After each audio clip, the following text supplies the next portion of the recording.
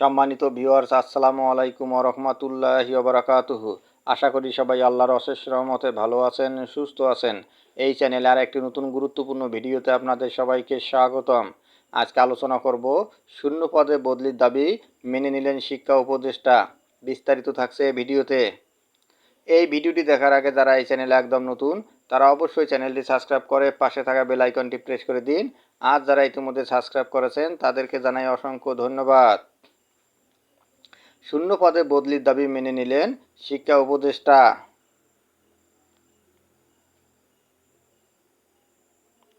বেসরকারি শিক্ষা প্রতিষ্ঠানে কর্মরত ইন্ডেক্সধারী শিক্ষকদের শূন্য পদের বিপরীতে বদলির দাবি শিক্ষা উপদেষ্টা ওয়াহিদ উদ্দিন মাহমুদ মেনে নিয়েছেন বলে দাবি করেছেন আন্দোলনরতরা।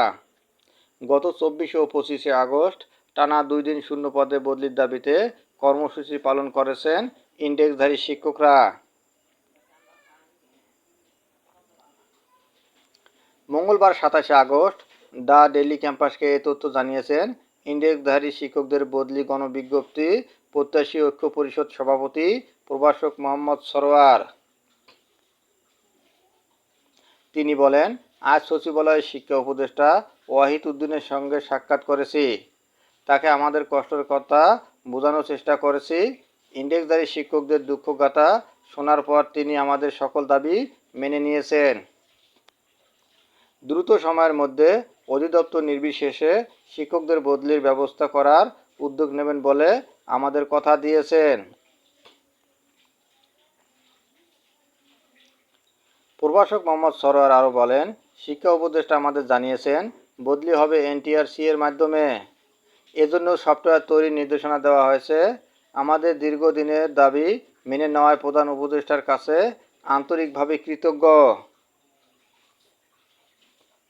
প্রসঙ্গত 2016 সাল থেকে এনটিআরসি গণবিজ্ঞপ্তির মাধ্যমে বেসরকারি শিক্ষা প্রতিষ্ঠানে শিক্ষক সুপারিশ করে আসছে।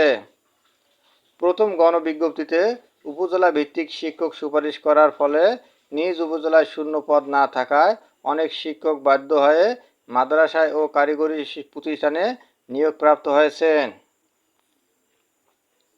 দ্বিতীয় ও তৃতীয় গণবিজ্ঞপ্তিতে মেরিট পজিশন অনুযায়ী জাতীয় পর্যায়ে শিক্ষক সুপারিশ করা হয়েছিল।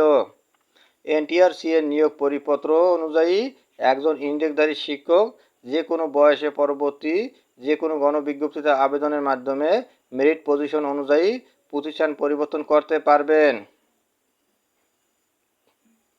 তাই দ্বিতীয় ও তৃতীয় গণবিজ্ঞপ্তিতে অনেক নিবন্ধনধারী শিক্ষক নিজ এলাকায় শূন্য পদ না থাকায় দেশের এক প্রান্ত থেকে অন্য প্রান্তে আবেদন করে সুপারিশ পেয়েছেন। কিন্তু হঠাৎ করে নিয়োগ কর্তৃপক্ষ পরিপত্র 2015 এর 7 নং অনুচ্ছেদ সাময়িক স্থগিত করার কারণে চতুর্থ ও পঞ্চম গণবিজ্ঞপ্তিতে ইন্ডেক্সধারীদেরও আবেদনের সুযোগ বন্ধ হয়ে যায়।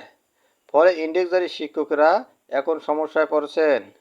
বিশেষ করে নারী শিক্ষকদের পাশাপাশি পুরুষ শিক্ষকরাও নিজ উপজেলা থেকে 400 থেকে 500 কিলোমিটার দূরে এনটিআরসি এর মাধ্যমে নিয়োগ পেয়ে পরিবার ছেড়ে আরেক জায়গায় চাকরি করছেন। ধন্যবাদ জানিয়ে বিদায় নেওয়ার আগে আবার অনুরোধ জানাই, যদি ভিডিওটি ভালো লাগে এবং সর্বশেষ শিক্ষামূলক আপডেট ভিডিও পেতে চান তাহলে অবশ্যই চ্যানেলটি সাবস্ক্রাইব করুন। ধন্যবাদ সবাইকে।